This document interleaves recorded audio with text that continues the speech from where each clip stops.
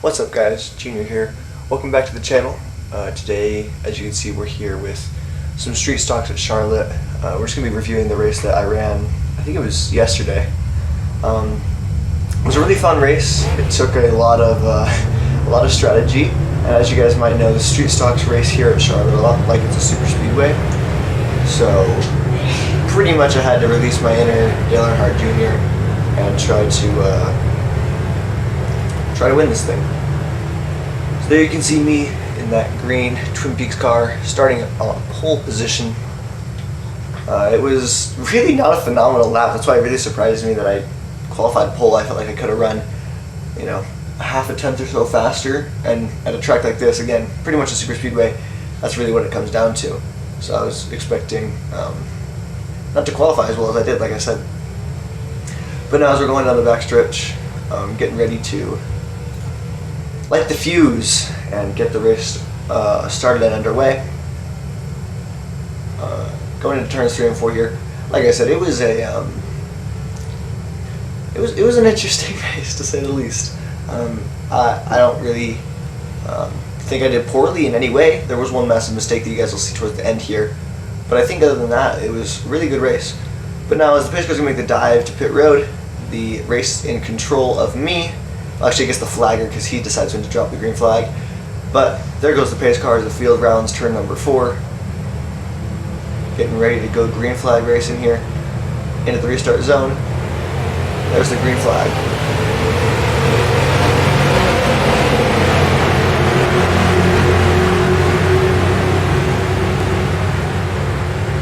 You could hear the precise moment when the green flag dropped just from the way the entire field just fired off, got going.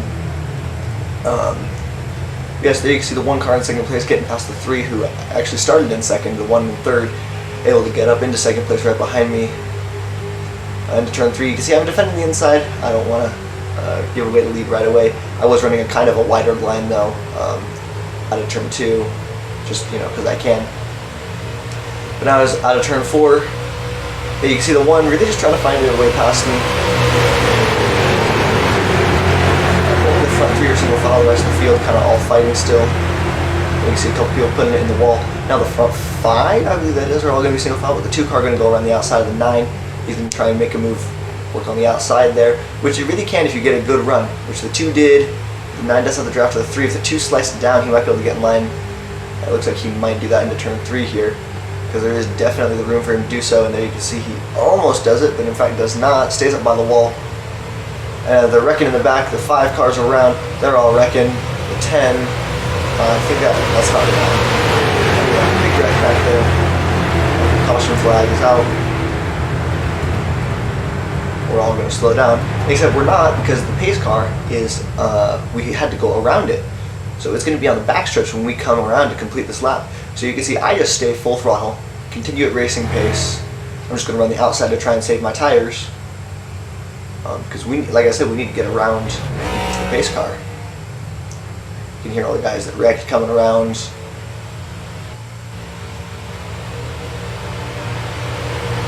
Forker actually started, like I said, all those guys wrecked, but the Forker actually started from the pit, so he's a lap down right now actually. And he's also going to get the wave around the pace car. He was about to go 2 laps down, he would have. Actually, maybe not. I think he could have run faster than the pack at the front there, because I've noticed that single cars can run faster than the lead pack. Because that lead pack, there you can see I overshoot the pace car. Like I said, because I was running at race pace. But that lead pack, they very much, they slow each other down a lot. Like, a lot. So, yeah, we slow each other down a lot. So, as we do our pace laps here, the strategy for the race was just hold the lead, get to the lead, hold the lead, stay in the lead, just lead. Simple as that. And already I feel like I'm going to lead the most laps just because we've got this caution. I led the first 3. I feel pretty confident that I'm going to be able to win this thing quite well, I think. But it's all going to come down to if I am able to stay in that lead, like I said, and follow that strategy. I go forward and plan for myself. But now as we go into the pace laps, like I said, there was a mistake at the end there, and you'll notice that it was not exactly to plan. And the one car was being very aggressive on trying to get to my inside on this next restart here, and you'll see it. He was trying very hard to get to the lead because he wanted to stay in the lead. My initial plan, as you can see all of us hanging to the inside, there's the 4 taking the lucky dog.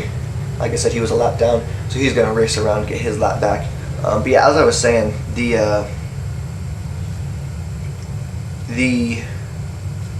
I lost my train of thought just now. Oh yeah, the one car behind me was trying very hard to get to the lead. I was kind of running lines that were helping me maintain momentum a little bit to try and fight the draft a little bit. It wasn't doing much, but it was helping a little bit.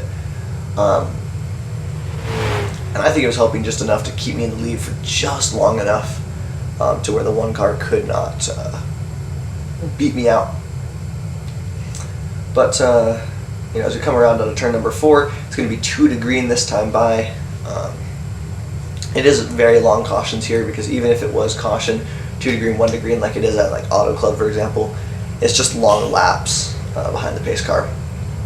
You can see me pushing the pace car there. Obviously, I know it's not going to accelerate, but it's fun to push it around a little bit. There's a lap car's coming into the pits now, probably damaged, but I'm not 100% sure why. So 2 to green this time by. You can really see just how close I am to that pace car.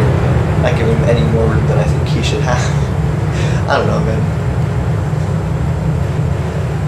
Well, it's the 6, the 10, the 5. Those were a lot of the guys involved in that wreck. All the guys that really spun and had it down bad. Those were the 3 that I recall most vividly were the 6, the 10, and the 5. The 6 and the 10 both spun to the infield. The 5 obviously went to the apron, slid back up the track. I'm not 100% sure what happened there. But you know, it's mid-pack racing. There's always going to be wrecks in the mid-pack that guys in the front are never going to see, and much less will care about. Yeah, I really could care less about what was going on. In the back there, that's why I qualified up front. I was debating just starting in the back, and I'm glad I didn't because I probably would have been in the middle of that wreck. And it's interesting because I've had a race where we went green the whole time, but I've also had a race where like we had a caution first lap and then went green from there, but the first lap took out like the entire back half of the field, and all the guys at the front ended up racing the rest of the race green and clean and green. My stroke.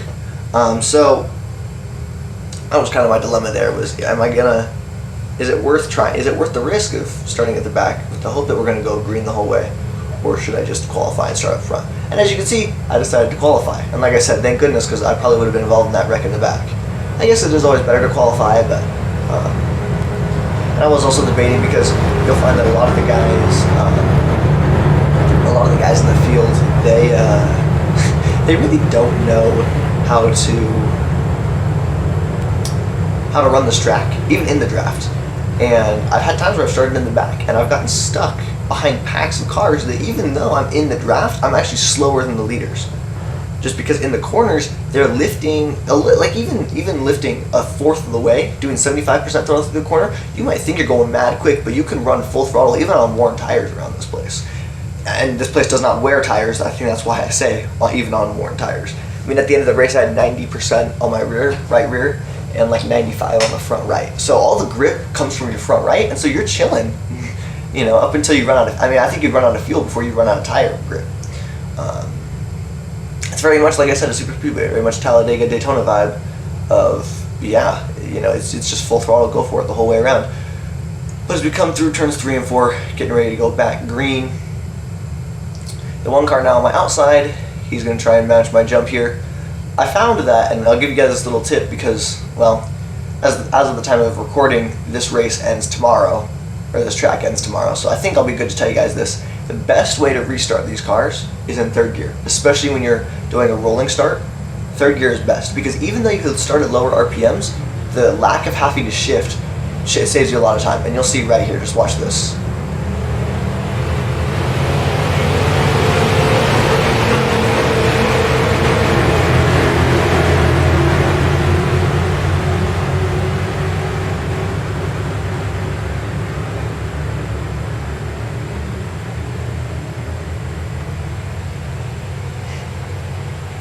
And you might argue, oh, you just got the jump on him, that's the only reason he was so far back. But he wouldn't have been 3-4 car lengths back if it was just the jump, I think.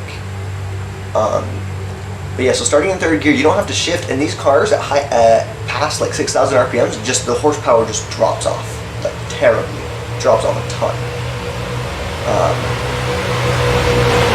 That's why the gears are tuned to top out at 6,000 RPM, because that's where you get the most horsepower. There you can see the one, got a big run, went to my inside. I wasn't really defending it, I didn't realize he was as close as he was, so then I lifted, went way to the outside, just got in line. I was like, alright, I'll just sit behind these guys, I'm fine running in third, you know, I'm like, and that was my strategy actually from the beginning. That's why I was debating not qualifying, was I just want to run in the back and avoid wrecks. And I had a feeling just from the way the 3 car was driving, he might wreck the 1. Got a big run, took it to the outside. I was hoping I'd run out of momentum, and then I just got to the 3's outside. I was like, okay, let's see what we can do with this. Through the quad oval, watch what the 3 does here.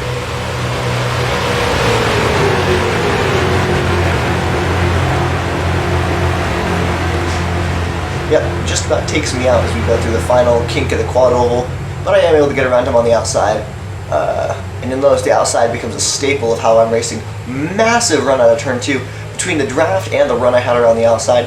Look at how quick I'm coming up on the 1 here. Again, gonna take that run to the outside. I'm again hoping I'll run out of momentum, you know, and I'll be able to tuck in behind the 1. You can see I was kind of debating it, but I knew if I tucked in I might wreck him, and then on top of that I might give him a bump in the corner, which is not what you want. Get to his outside again, through the quad oval. Here we go, one more time.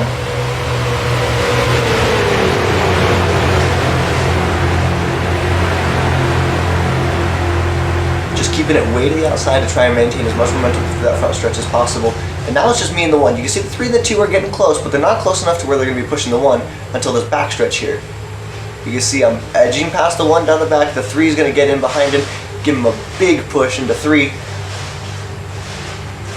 And then you see the 3 just drops out of the battle, just jumps back. I think he thought he was going to wreck the 1. I could have tucked in line, but I decided I'm going to stick it on the outside, see what I can do here, try and get the lead.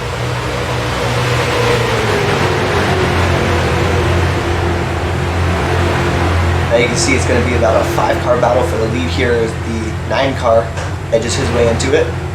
The 2 and 3rd, the 3 and 4th, and the 9 and 5th. The 11 and the 1 back and forth for the lead lap after lap. I'm going to get the lead down the back on this occasion. You'll notice I get the lead on the back stretch every time. But then in the corners, obviously, because he's on the inside, he's going to take it back. You can see, especially on entry, he has a lot of speed, because we enter at pretty close to the same speed, but he sacrifices all that speed to have the lead on entry, and then on exit, as you can see here, I just take it right back.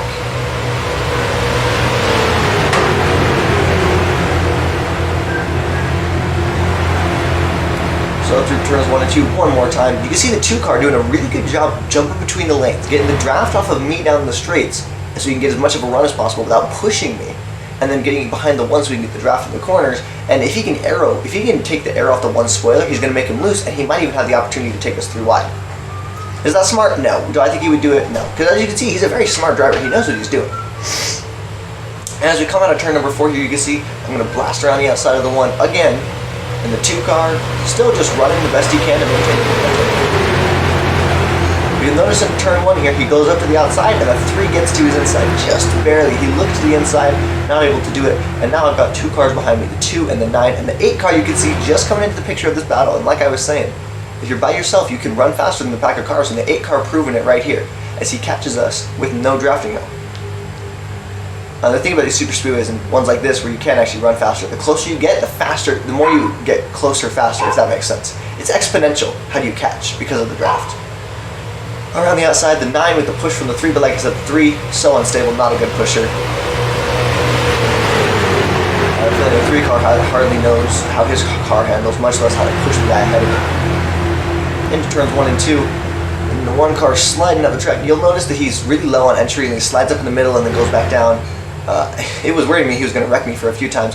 And now the 1 car, you can see I get a big run down the back here, and I think this is the lap. My spotter said I was clear. Yeah, you can see right there I'm clear. I went to go down the inside, and then he said he was on my inside at the last second, and I just about wrecked both of us. But fortunately, I expected he to be there, so I was a little cautious on jumping down there. I also wasn't sure if I was going to be clear, and I had a feeling that even if I was, I mean, obviously I couldn't see the 3 car and how close he was pushing the 1, but I had a feeling that the 3 car would give the 1 a push as soon as I was told I was clear. So I was just going to stay on the outside until the corner, and if I was still clear on the entry, I'd slide down. I slid down, and he just barely got there in time. So you'll notice we battle for a while longer here. 2 and the 9 really helping me on the outside. I think they saw that I was holding my own on the outside by myself, and they were like, maybe there's something to this. And Auto Club was very much the same way. You could hold your own on the outside even if there was a train of cars on the inside.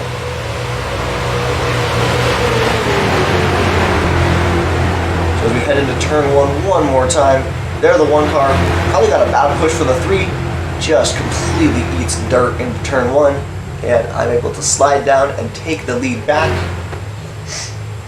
And now you can see I've got a big gap, which normally is not good in super speedway racing. However, unlike Talladega, because these cars are just slow enough, the inside is actually a little bit faster to the outside to where you don't want to go to the outside unless you have to, right? Unless you've got a massive run. So they're not going to get a run big enough to justify going to the outside like that. So now the 1 car is going to get up right behind me. I'm going to kind of squeeze. Yeah, you can see he was looking at my inside, but I think he decided it was not worth it. I mean, what? We're only halfway through the race right about now. It's really not worth it to be trying to make these kinds of moves. So the 1 car now, he's just going to push me down the back. You can see it's just me and him. The 2 cars getting close, but he's not here yet. And you can see actually now that I'm in the lead, it's all single file. So clearly I was a staple at the outside. I guess I just know how to run the outside. But you can see now, the front 6 cars, all single file, now that I'm up front.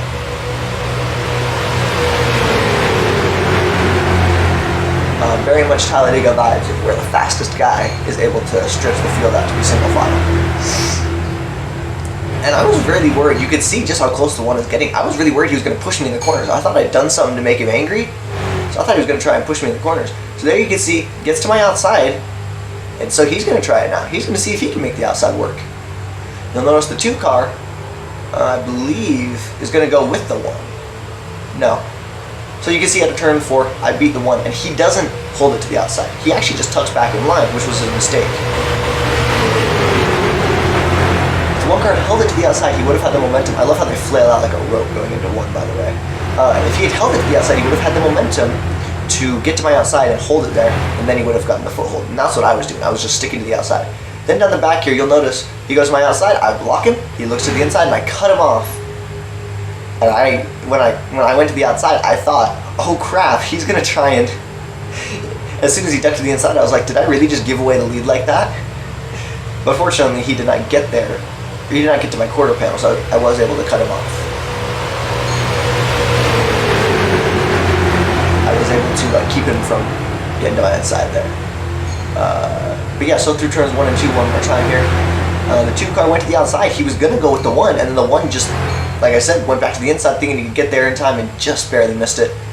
But now he's gonna go to the outside. The 2 car, like I said, is already there, so he's gonna get the draft. So he and the 9, look at how fast they close up when there's no one behind me. Or the 1, really. So now it's the 2 and the 1 on the outside against the 9 and the 3 on the inside. So now I just have to defend the lead with all I'm worth. And the 1 car on the outside, he's obviously not where he's comfortable, because as I was saying, he was running the inside this whole time. He was more than comfortable on the inside, and you can see, hits it into the outside wall, takes a ton of damage to that car, and you're going to see he's going to fade away very quickly here. Like I said, this is a big aero track, so when you pound the wall like that, it's going to put probably a dent or at least some into the side of your car, and your car's not going to like that a lot. So now you're out of the draft, screwed. I mean, every word for it. Here comes the 2 car. You can see he was behind the 1, so now he's lost a lot of time, so now it's really just 3 of us.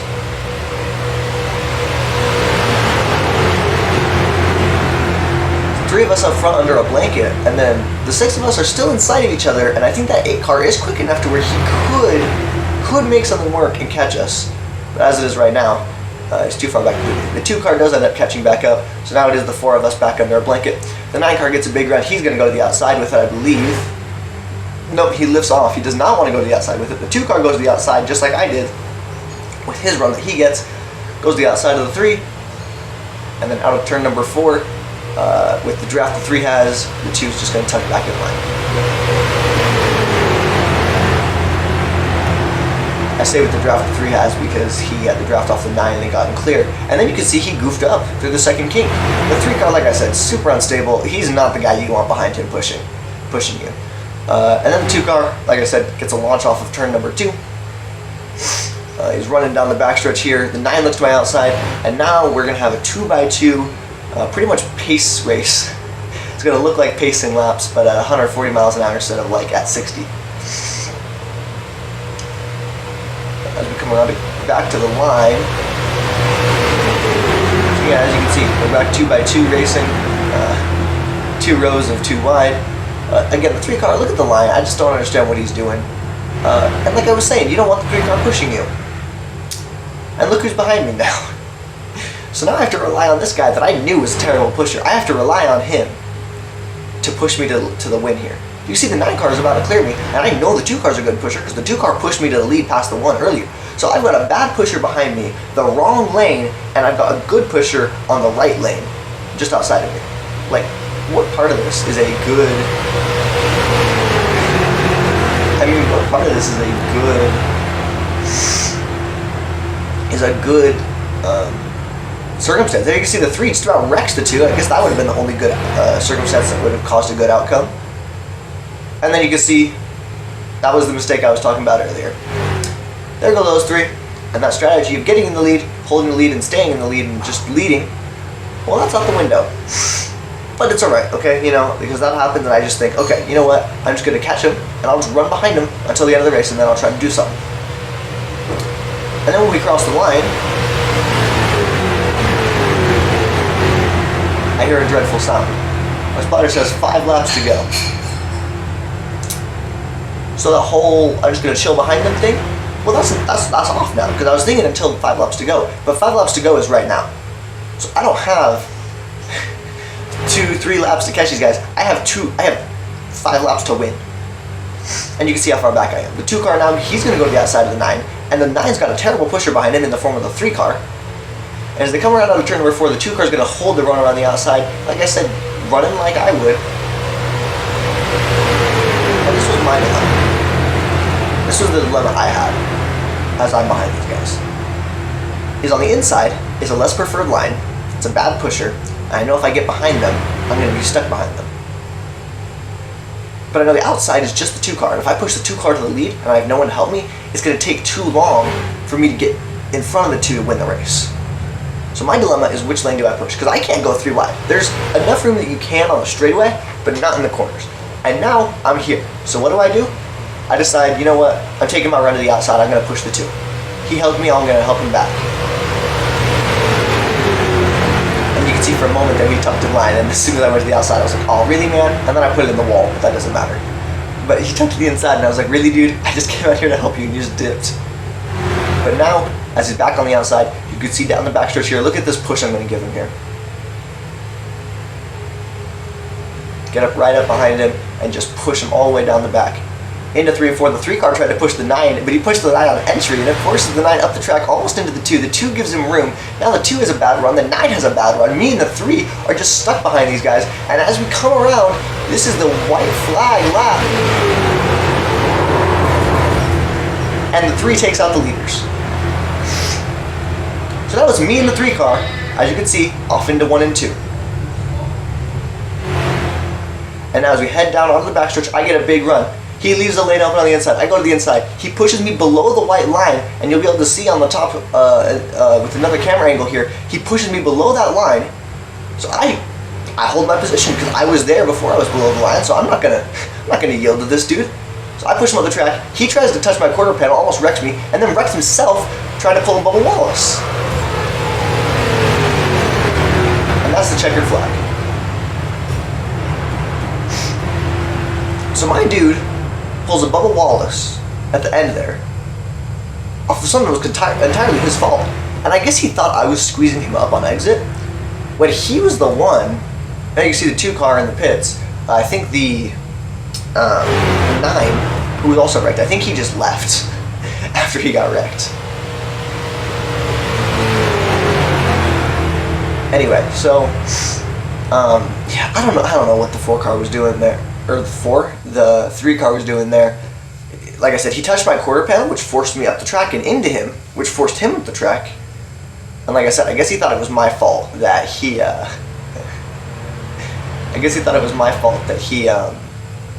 had gotten pushed up the track. So into the quad oval, he tried to wreck me. He slung it into the side of me and then just put himself in the wall. I'm surprised he even was able to hold second. I wish the 8 car would have beat him so he would have lost a spot because of it.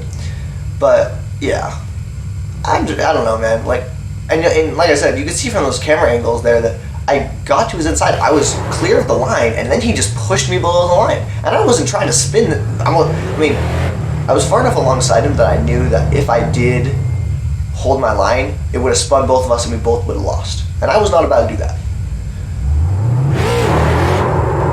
But we'll watch the burnout here, and I'll talk a little more about it.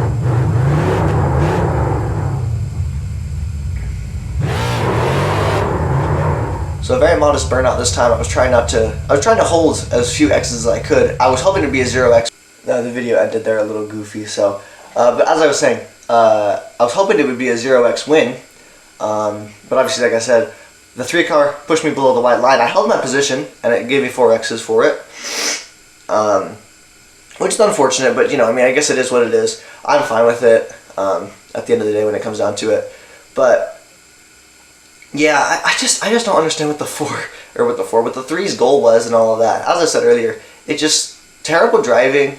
I was really confused at what he was trying to do. You can see on screen here, this is a bigger view of what it looked like from my perspective when he takes out the 9 and the 2. Just cleans them both out. I'm lucky I lifted because otherwise I would have cleaned him out. And I tried to push him or try to go to his inside, but unfortunately that didn't work. I was going to try and push him wide, but it didn't work. But yeah, here's a bigger view here. You can see big run on a 2, and he did what I was hoping he would. He gave me the room, and then I get to the line, and I knew I would have spun both of us, so I didn't do that. And then I kept trying to go up, and he wouldn't let me, so I was like, all right, fine, I'll go up then. Once I was alongside, bang your door in, Then you can see as soon as he touches me, because boom, I just start going straight. And then, like I said, he tries to wreck me and just ends up throwing himself out wide. So, like I said, I'm just not sure what his ultimate goal was there, because his driving was confusing, his tactics were confusing, and I cannot believe, I don't know what he was trying to do, really, I don't know what he was trying to do, but you could hear, I guess I should say, on the radio what was going on there, so, there you go. If you guys did enjoy, make sure to like and subscribe. I'm going to leave you guys with these extra camera angles, to enjoy the idiocy of the 3 car.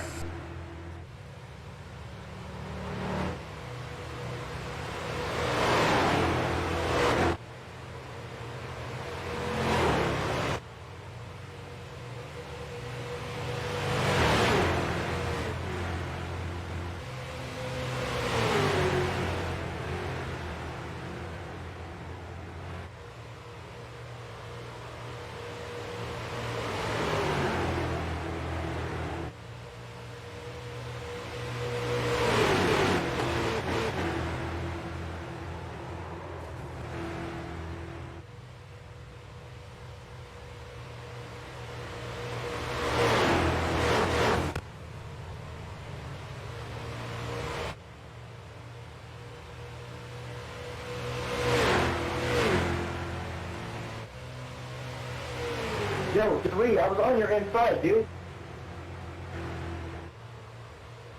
We're gonna push you below the line?